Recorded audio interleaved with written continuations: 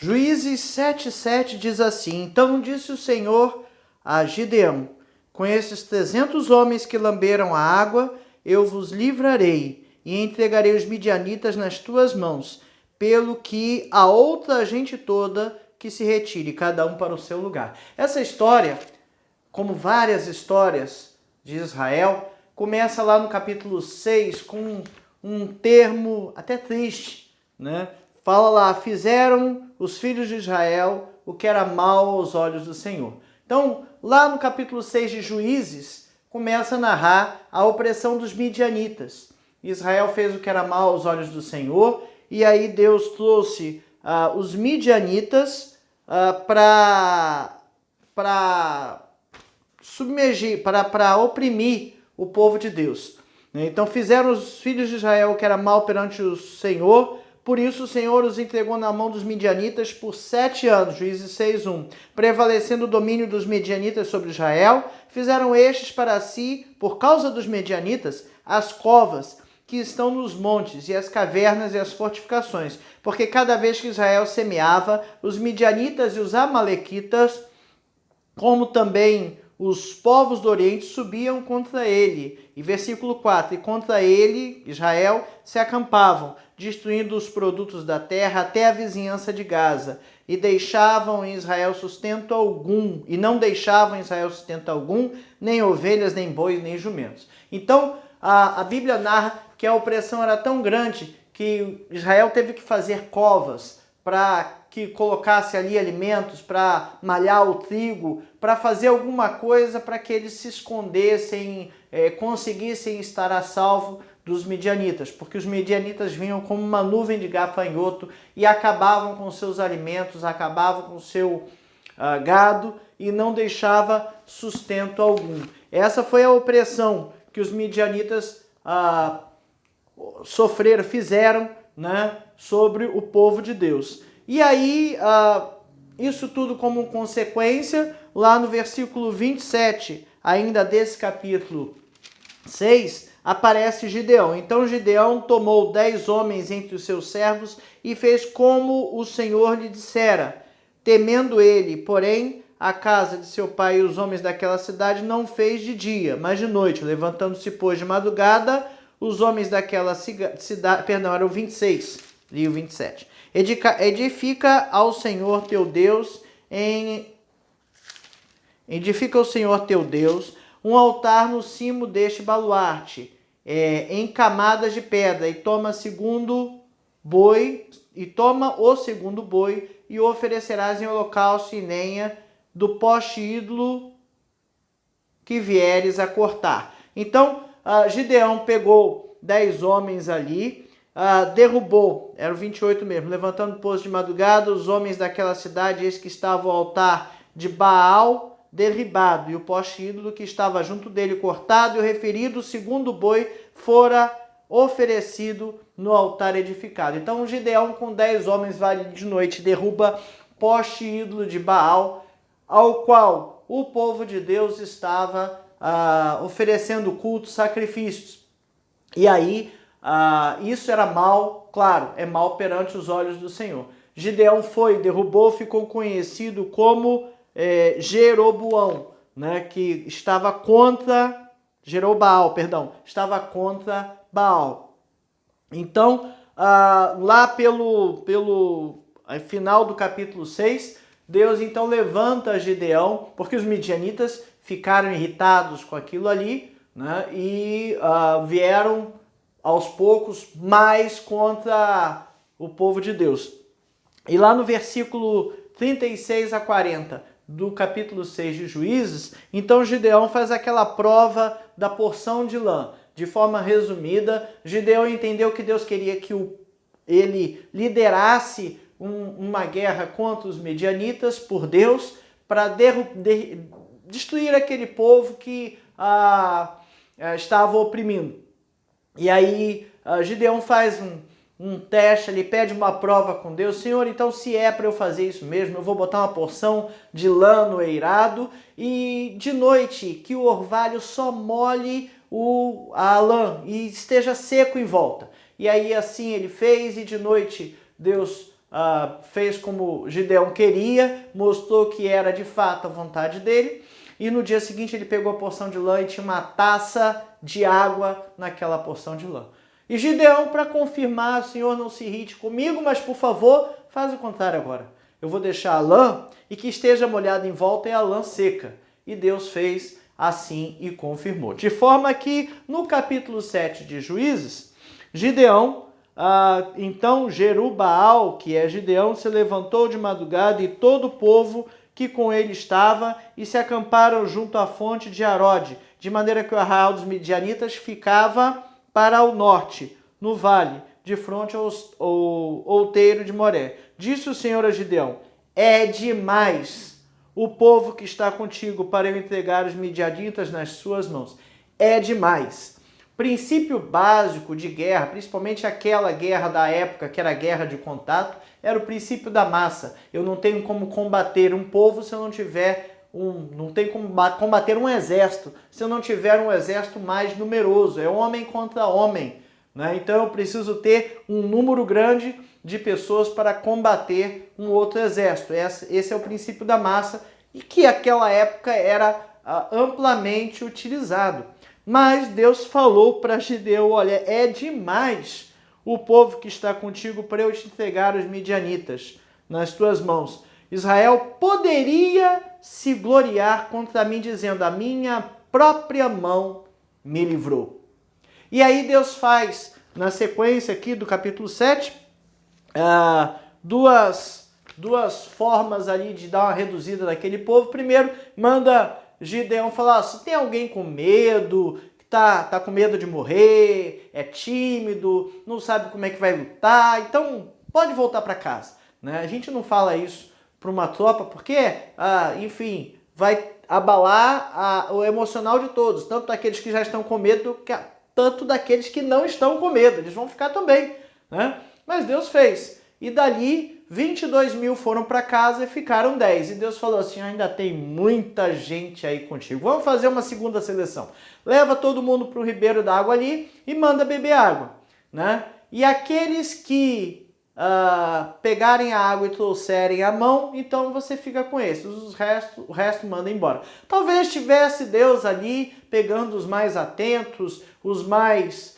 tinha uma postura de não se distrair com outras coisas, enfim, tem várias teorias sobre o assunto, mas foi um critério que Deus selecionou os guerreiros que iam com ele lutar, né, com Gideão, para livrar o povo dos midianitas. E aí vem o versículo 7, que foi o primeiro versículo que eu li. Então disse o Senhor a Gideão: com estes 300 homens que lamberam a água, eu vos livrarei e entregarei os midianitas nas tuas mãos, pelo que a outra gente toda que se retire, cada um para o seu lugar. Então Gideão dispensou esse povo. 300 contra uma população gigantesca que mais parecia a areia do mar. Como é que se faz isso? Bom, Deus então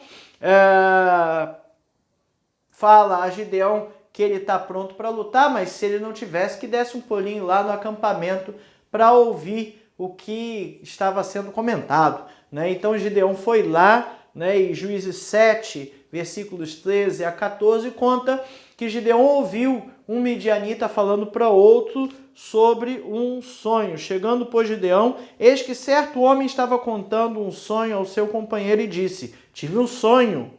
Eis, isso é um midianita falando para o outro, eis que um pão de cevada rodava contra o arraial dos midianitas e deu de encontro à tenda do comandante, de maneira que esta caiu e se virou de cima para baixo, e ficou assim estendida. Respondeu-lhe o companheiro e disse: não é isto outra coisa, senão a espada de Gideão, filho de Joás, homem israelita. Nas mãos dele entregou Deus os midianitas e todo este arraial. Então os próprios midianitas já tinham isso em seu coração, esse temor de que Deus havia os entregado nas mãos de Gideão.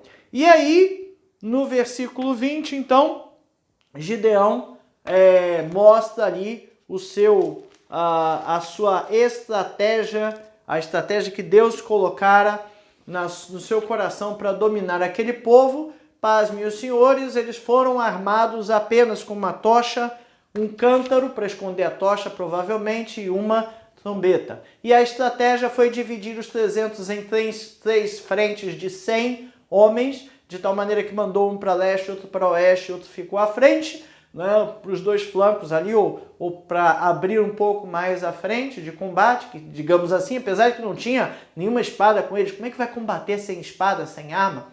E a estratégia foi a seguinte: a hora que eu tocar a trombeta, todos os senhores gritem pelo Senhor e por Gideão, quebrem os cântaros, o que ia fazer as tochas aparecerem, né? E segurem as tochas e toquem as trombetas. E a Bíblia narra que, versículo 20, assim tocaram as 3 companhias as trombetas, despedaçaram os cântaros e seguravam na mão esquerda as tochas e na direita as trombetas que tocavam e exclamavam: espada, Senhor, pelo Senhor e por Gideão. E permaneceu cada um no seu lugar ao redor do arraial, e que todo deitou a correr e a gritar e a fugir. E ao soar das 300 trombetas, o Senhor tornou a espada de um contra o outro, e isto em todo o arraial. Ou seja, quem matou quem foram os próprios midianitas, porque dos israelitas ninguém estava armado com arma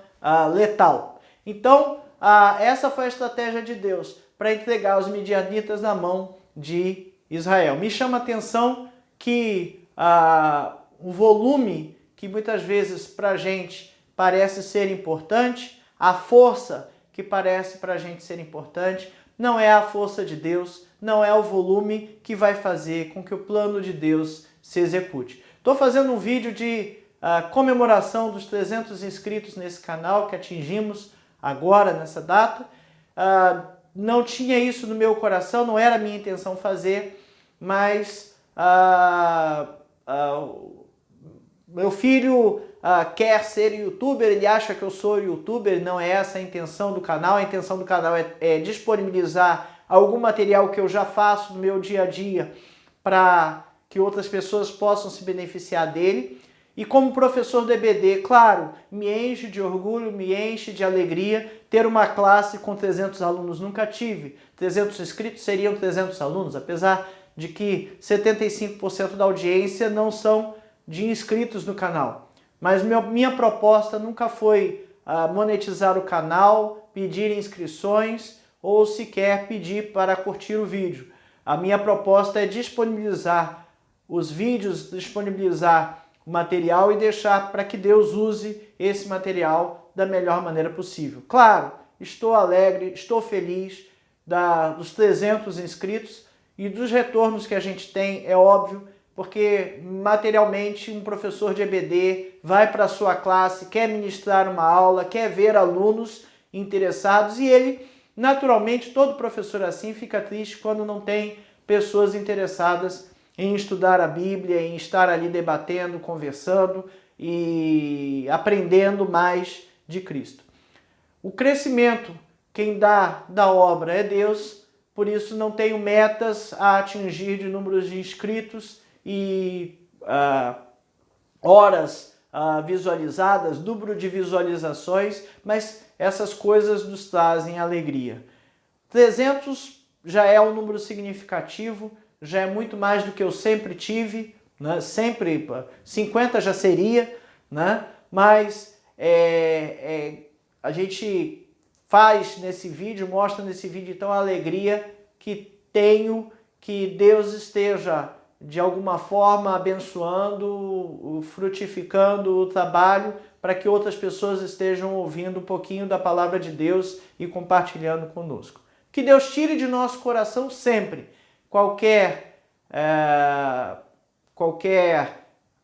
não a alegria, mas qualquer sentimento de vaidade, né? Qualquer sentimento de que fui eu que fiz isso, né? Porque eu sei que nada disso ocorreria, nada disso aconteceria se não fosse por Deus e para Deus.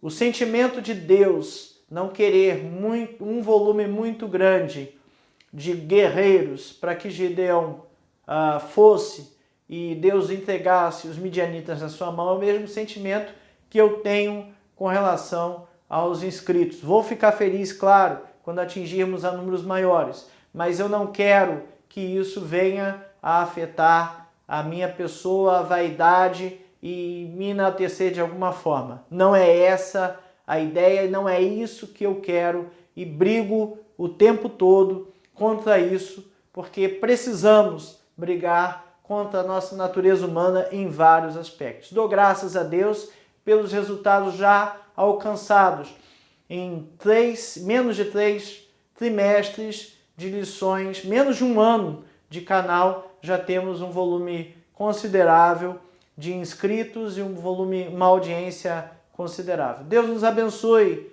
para continuar a seguir na sua vontade e fazer a sua vontade como Gideão fez a vontade de Deus nesse episódio.